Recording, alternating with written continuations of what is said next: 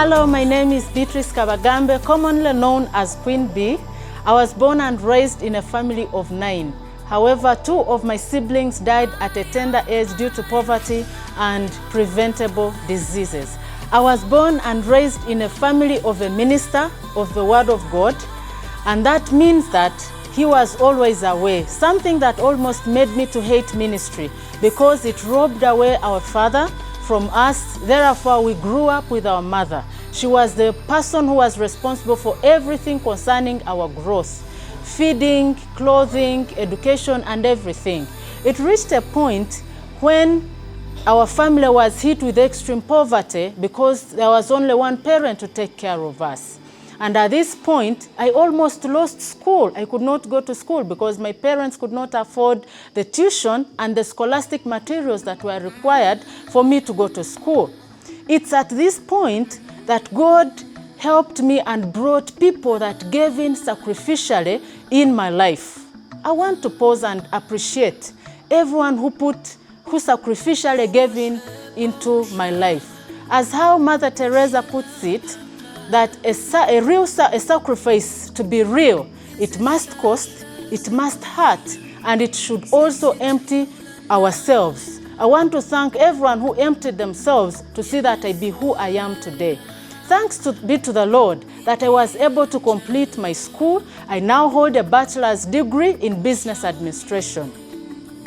After my school, I went and started working.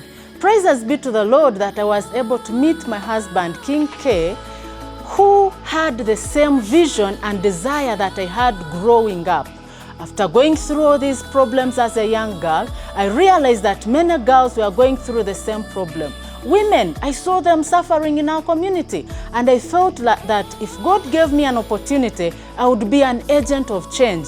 So together with my husband, we started a ministry called Noah's Ark.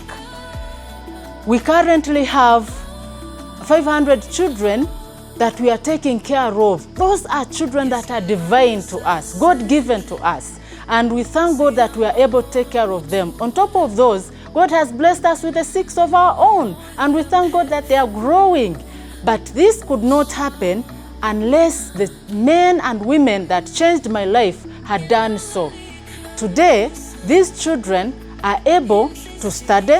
They are studying at different levels, and we have 30 that have completed school. They are now self-sustaining. Just recently, we celebrated one of our girls who had graduated with a bachelor's degree in agriculture.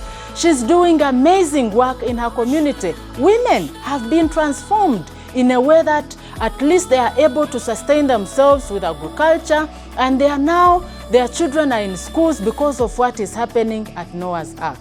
That is why if women join together, we can build, we can transform a life at a time.